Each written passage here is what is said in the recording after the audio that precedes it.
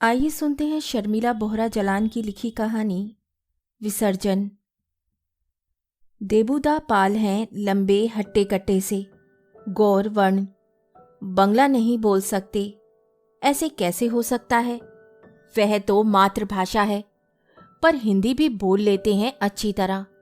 और क्यों ना बोले, गोरखपुर, जबलपुर, भोपाल, इंदौर आते जाते रहे हैं वर्षों से। वही मूर्तियां बनाने के लिए। मूर्तियां हैं ना, ऐसा मंजा हुआ हाथ, देखते ही देखते मिट्टी बदल जाती है आकृतियों में। मूक और नकली नहीं, बोलने वाली सजीव, जिसमें धड़कते हैं प्राण, फिर उन पर करते हैं रंग, पहनाते हैं पोशाक और सजाते हैं उन्हें आभूषणों से। कुछ है देबूदा के हाथों में, तभी नजर पड़ते ही मूर्तियां बुलाने लगती हैं। जो मूर्ति शुरू में ही ऐसे चक्कर में फंसाती है, ऐसा घेरा डालती है, उसे पूजा के बाद कैसे विसर्जित किया जाता होगा, कैसे उतारा जाता होगा गंगा में, और कैसे छोड़ दिया जाता होगा कहीं सुदूर पानी में विलीन होने के लिए। यह बात वही जाने जो उसे खरीदता और विसर्जित करता है।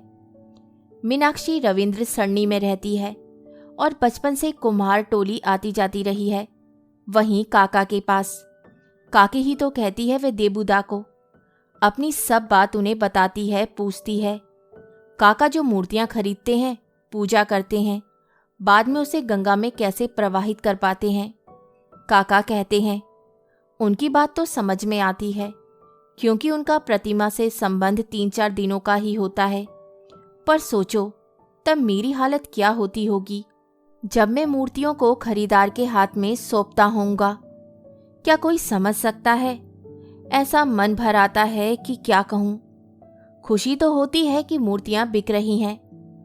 जानती हो कि नहीं, आजकल प्रतिमाओं के बाजार में होड़ लगी हुई है। सभी शिल्पकार ग्राहकों को पहली नज़र में ही घेर लेना चाहते हैं। सभी को लगता है कि पहले उनकी चीज बिके, इसके लिए वे दाम भी गिरा देते हैं, ग्राहक को तोड़ते हैं, इशारे से बुलाते हैं। ऐसे समझो, अभी अभी एक ग्राहक आया, उसने मेरी मूर्ति पसंद की, मोल भाव करके दाम तय हुए, तभी अचानक उसके मन में ना जाने क्या आता है, वे झट से अभी आता हूं कहकर दुकान से निकल जाता है। मेरी दुकान से सटकर कालीपत की दुकान में जा चुपचाप थोड़े कम दामों में मूर्ति खरीद सरक जाता है। मूर्तियों का बिकना किसे अच्छा नहीं लगता, पर अपने हाथ से गढ़ी जिस मूर्ति के साथ महीनों से हैं, उसे ग्राहक के द्वारा ले जाता देख मन कैसा कैसा भी हो जाता है। मीनाक्षी जानती है, ऐसा सिर्फ देबूदा के साथ ही होता है।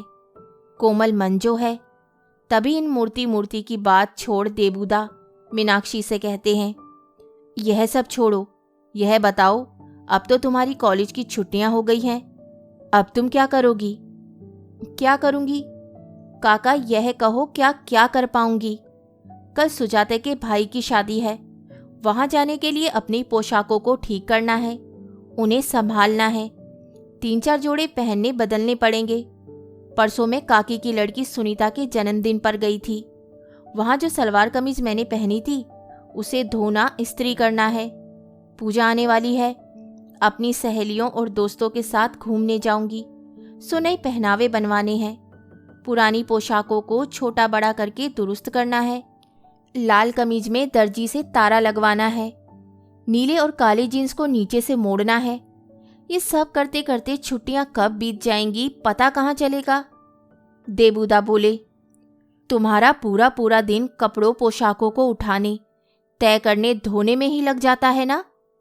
और तुम्हारे पास तो बहुत कपड़े होंगे, पोशाकों व कपड़ों को रखने संभालने का बहुत काम होता होगा। और नहीं तो क्या काका, आजकल बहुत सारे कपड़े बनवाने रखने पड़ते हैं। सुबह टहलने जिन कपड़ों को पहनकर जाती हूँ, वही पहनकर कॉलेज थोड़ी ना जा सकती हूँ, और जिसे पहनकर कॉलेज जाती हूँ या किसी के घर में होने वाली पूजा में क्या जाऊंगी? रात में सोने की पोशाक अलग। पर ये सब तुम क्या समझो, तुम तो अपनी 2 कमीज में ही रहते हो, और ज्यादातर समय वह भी कहाँ पहनते हो। मूर्तियां बनाते समय तो सिर्फ लुंगी में ही तुम्हें रहना पड़ता है। काका हंसने लगे। हंसो मत काका, तुम सोचते हो मूर्ति बनाना ही काम करना होता है। नहीं, तुम गलत समझते हो। पोशाकों को अच्छी तरह रखने का काम भी बहुत भारी और समय खाऊ काम है। तुम जानते हो, आजकल रोज फैशन बदलते हैं। पोशाकें कितनी महंगी बनने लगी हैं। सो कीमती चीज की क्या ठीक से सार संभाल करनी जरूरी नहीं है? कवर में रखना, अच्छी तरह तय लगा कर रखना। कभी कभी तो मेरा पूरा पूरा दिन अपनी सलवार कमीज को धुलवाने, इस्त्री करवाने में ही चला जाता है। एक बात तो है काका, तुम भले ही खुद बहुत बुशर्ट नहीं खरीदते, कमीज खरीदने में ज्यादा मगपच्ची नहीं करते, पर अपनी प्रतिमाओं को सुंदर रंग बिरंगी पोशाकें पहनाते हो। वह सब इसीलिए ही कर पाता हूँ कि तुम इतने सुंदर खुश रंग पहन खिलखिलाती हुई मेरे पास आती हो। तुम्हारे रंग ही तो इनमें भरता हूँ। पर मीना, आजकल तुम काला रंग क्यों पहनने लगी हो? देबूदा मीनाक्षी को मीना ही कहते हैं। मीनाक्षी बोली, अरे काका, आजकल काला रंग बहुत चल रहा है। हर जगह जिसे देखो वे काला ही पहने घूम रहा है। अच्छा, पर क्यों? छी, क्या क्या लोगों को पसंद आने लगा है। छोड़ो काका, तुम ध्यान मत दो।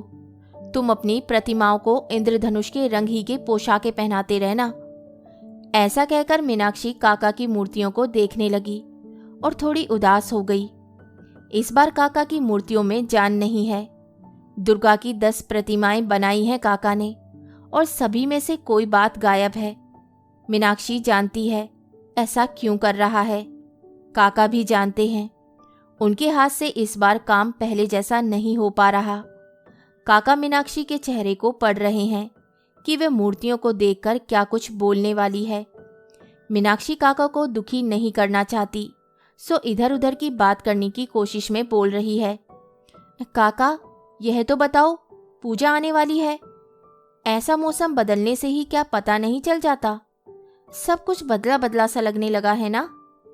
चहल पहल बढ़ गई है, और जानते हो, शाम का समय तो आजकल सबसे ज्यादा सुंदर और मोहक लगने लगा है। शाम को मैं जब भी किसी बाजार की तरफ निकलती हूँ, चारों तरफ जलती जगमगाती बत्तियां, लोगों का आना जाना, खरीदारी करना, सब कुछ बदला बदला सा लगने लगा है ना? बाजार जैसे बोलने और बजने लगा है। मंदिरों के पास बैठे फूल वालों से फूलों से उठती सुगंध मन को भाती है। अरे भाई, मुझे क्या पता, मैं तो अपने कमरे में पीली बल्ब की रोशनी और मूर्तियों के साथ पड़ा रहता हूँ। मुझे पता है काका, तुम बहुत व्यस्त भी रहते हो। तुम्हें ये सब बता रही हूँ। अरे देखो तो, बात करते करते रात होने को आई, पता ही नहीं चला। अब जाती हूँ, जब ये मूर्तियाँ तैयार हो जाएंगी तब आऊंगी। मीनाक्षी चली गई। कुछ दिनों बाद अष्टमी के दिन मीनाक्षी कुम्हार टोली में घुसी तो सहम गई। सभी दुकानें खाली पड़ी हैं। 2-4 दिन पहले जो दुकानें हरी भरी थी, दुर्गाओं से अटी पड़ी थी। यह क्या, पूरी कुम्हार टोली की प्रतिमाएं कहाँ गई? अब सब वीरान है। क्यों? कैसे? मरघट सा सन्नाटा क्यों हो गया? अरे, सभी मूर्तियां बिक गई। तो यह बात है। तभी शिल्पकार ऐसे सो रहे हैं मानो महीनों बाद सोए हों। अब लक्ष्मी पूजा और काली पूजा के लिए काम शुरू होगा। काका, उनकी मूर्तियां भी बिक गई होंगी। मीनाक्षी जल्दी जल्दी काका के घर की तरफ जो गली जाती है उसमें घुस गई। एक जगह 3-4 दुर्गा की प्रतिमाएं विराज रही थी, जिसे देखकर मीनाक्षी ने मुंह बनाया और मन ही मन कहा, शिल्पकार ऐसी नकली नकली मूर्तियां क्यों बनाते हैं? कौन खरीदेगा ऐसी प्रतिमाएं? मैं तो कभी ना खरीदूं। मीनाक्षी आगे बढ़ी जा रही थी कि पीछे से देबूदा की आवाज आई, मीना, मैं घर पर हूं, आ जाओ। क्या? मीनाक्षी चौंकी। पीछे मुड़कर देखा तो समझ में आया कि वह देबूदा के घर से आगे निकल आई है। जिन प्रतिमाओं को देखकर वे आगे बढ़ गई थी, वे काका के घर के सामने खड़ी हैं और काका की ही बनाई हुई है। हे भगवान, काका के हाथ में क्या हुआ? जैसे ही मीनाक्षी काका के घर में घुसी, देबूदा बोले, इस बार बहुत घाटा हो गया रे। क्या? कैसे? कौन जाने कैसे। यह देखो, मूर्तियां बच गई, ग्राहक छोड़ गए। पर काका, आपने कहा था सभी मूर्तियों के ग्राहक पहले से ही तय हैं। हाँ, कहा था। ग्राहक आए थे, मुझसे उन्होंने बात की थी। फिर मैंने कहा पसंद नहीं आई तो छोड़ दीजिए। मीनाक्षी से सुना नहीं गया। बोली, पागल हो क्या काका? तुमने कहा छोड़ दीजिए, कोई ले जाता था तो ले जाने देते। क्या करूं, ग्राहक बोले आपके पास से ही हर बार लेते हैं, पर इस बार आपकी प्रतिमाओं में वह बात नहीं है। ठीक ही कहा ग्राहकों ने। काका की प्रतिमाएं अब काका की बनाई हुई नहीं लगती। ऐसी तो कोई भी बना सकता है। देबूदा ने बची प्रतिमाएं गंगा में बहा दी। मीनाक्षी ने इस बार यह नहीं पूछा कि कैसे प्रवाहित की। सोचा ये अच्छा हुआ कि उन उदास मूर्तियों को दूर हटा दिया। रखने की जगह कहाँ है? दुकान तो खाली करनी होगी नई मूर्तियां बनाने के लिए। लक्ष्मी और काली माता की प्रतिमाएं भी काका हर साल बनाते हैं, सो वह काम भी शुरू करना है। यह क्या, लक्ष्मी और काली भी वैसी ही बनी है? कहाँ माँ काली का क्रोध से जलता हुआ लाल सिर, शिव को पांव तले रोंदने के कारण शर्म से पानी पानी होता रूप, कहाँ देबूदा की निरीसी काली की प्रतिमा? देबूदा में यह उदासी कैसे घुस आई? साल डेढ़ साल पहले तक उनके हाथों से बनी प्रतिमाएं खिलती मचलती प्रतिमाएं हुआ करती थी। अब तो बस मरी मरी ही लगती हैं। क्या बताएं ये सब कैसे हुआ, कहाँ से शुरू हुआ? कुछ महीने पहले की बात है। देबूदा अपने पिता के साथ भूतनाथ मंदिर, जो नीमतल्ला शमशान घाट के पास है, जा रहे थे। दोनों आपस में बतियाते हुए मदन मोहन मंदिर के सामने जो रास्ता है उससे गंगा घाट की तरफ बढ़ रहे थे कि देखा रेलवे क्रॉसिंग के पास रेल आने की सूचना के कारण डंडे गिरे हुए हैं और आगे जाने का रास्ता बंद है, जो काफी देर तक बंद रहेगा। दोनों तरफ जितनी सवारियां थी वहीं की वहीं खड़ी होकर रेल के आने का फिर चले जाने का इंतजार कर रही थी। देबूदा के पिता का रुकने का मन नहीं था। उन्होंने जिद की, कौन रेल आने तक खड़ा रहेगा, चलो झुककर जल्दी से उस पार निकल चलें। उन्हें कई लोगों ने देबूदा के अलावा भी रोका, पर वह माने नहीं और आगे निकल पड़े। तभी दूर से आती रेल ने सीटी मारी। वे हड़बड़ाए, घबराए, लड़खड़ाए, फिर वहीं धम से पटरी पर जा बैठे। शोर उठा लोगों का, हटाओ, उठाओ, बचाओ, जल्दी करो। देबूदा ने ना दाएं देखा ना बाएं, जल्दी से अपने पिता को ऐसे उठाया जैसे किसी बच्चे की ओर दौड़ पड़े। वहां जाकर दम लिया जहां एक बोर्ड लगा था, लिखा था सूतानती कुम्हार टोली गंगा घाट। देबूदा धम से जमीन पर बैठ गए, पिता को उतारा और जोर जोर से सांस लेने लगे। पिता को जोर से डांट कर कहा, आज तुम्हारे प्राण तो जाते ही संग में तुम मेरे भी हर लेते और पूरा परिवार शोक में डूबता, सो अलग कथा होती। फिर घर के लोग नीमतल्ला घाट में कर देते हमारा दाह संस्कार, आमने सामने लेटाकर। सच कहता हूँ बाबा, आज माँ दुर्गा ने हमें बचाया है। अब उठो भी, घर चलो।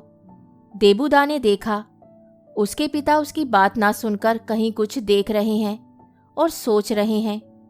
पिताजी का चेहरा डरा हुआ था।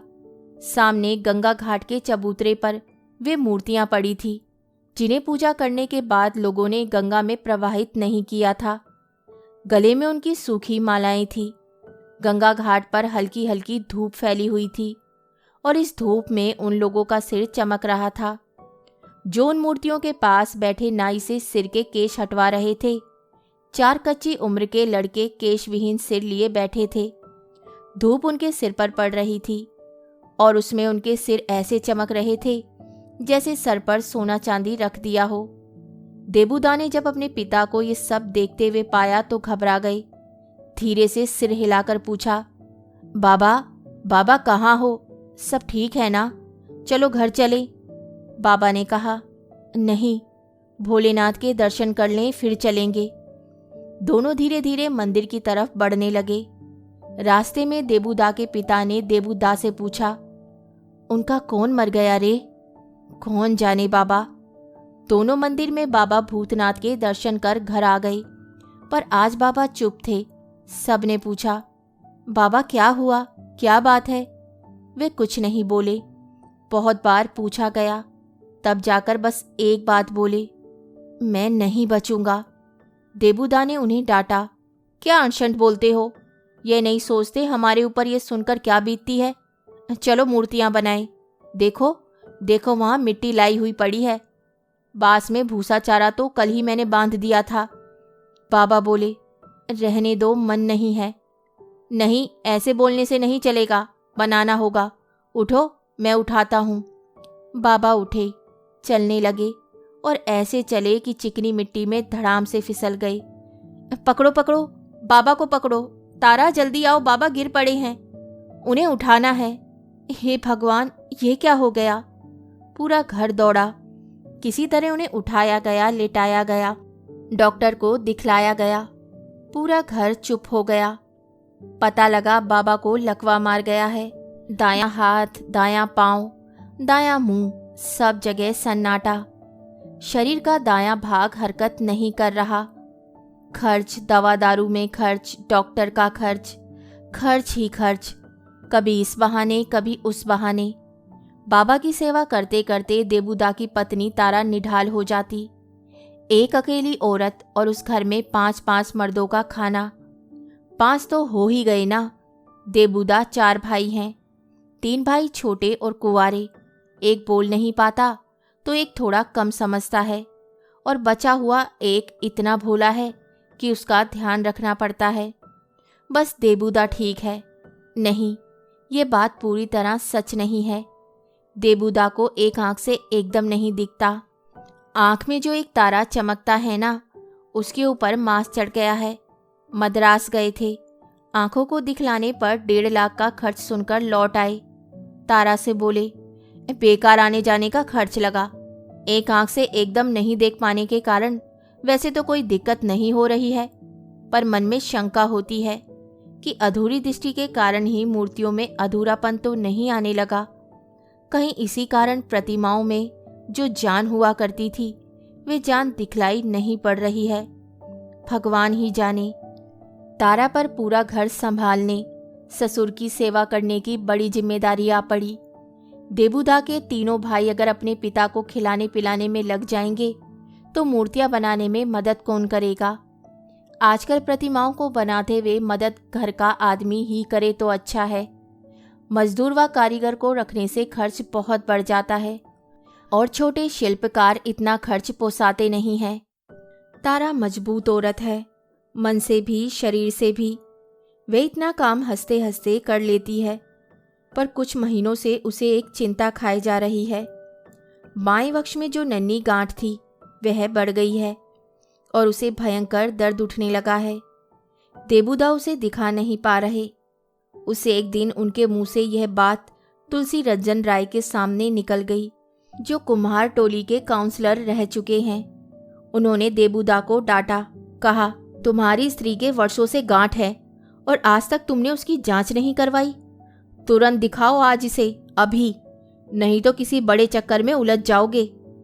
देबूदा घबरा गए। डॉक्टर महापात्र को दिखाया।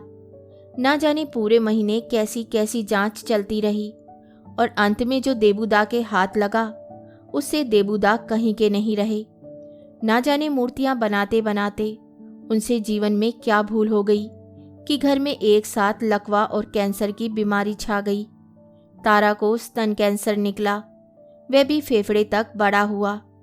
तुलसी बाबू ने समझाया, आश्वस्त किया, कहा कि वे कुम्हार टोली सचिव से बात कर उनकी कुछ आर्थिक मदद करने की कोशिश जरूर करेंगे। वे कैसे भारी और कड़े दिन थे जब एक साथ तारा और बाबा के लिए उन्हें भाग दौड़ करनी पड़ी। पैसों के लिए इधर उधर बात कर मदद लेनी पड़ी, दूसरों के सामने हाथ फैलाना पड़ा। देबूदा ने बहुत सारी बातों को ईश्वर जो करे सो अच्छा कहकर माना, समझ लिया। वह समझ गए कि तारा को भी देखना होगा और बाबा को भी। बाबा शायद इसी अवस्था व स्थिति में वर्षों जीवित बचे रहें, पर तारा को तो जाना होगा। डॉक्टर ने तारा का इलाज खर्चीला बताया, जो उनके वश की बात नहीं है। मीनाक्षी यह सब जानती है। जानती है कि देबूदा में उसके काले रंगों के कपड़ों की लालिमा घुस गई है। वे रविंद्र सारणी में स्थित 300 वर्ष पुरानी सिद्धेश्वरी काली मंदिर के सामने खड़ी माँ काली से प्रार्थना कर रही है। सच कहती हूँ, मैं जीवन में काला रंग कभी नहीं पहनूंगी और लाल पाड़ की एक साड़ी तुम्हें चढ़ाऊंगी। तुम बस मेरे काका की प्रतिमाओं में रंग भर दो। उन्हें पहले जैसा कर दो माँ, उन्हें पहले जैसा कर दो। कहानी सुनने के लिए धन्यवाद। तो इसी के साथ मैं आपसे विदा लेती हूँ और कल फिर मिलती हूँ एक नई कहानी के साथ। तब तक के लिए अलविदा।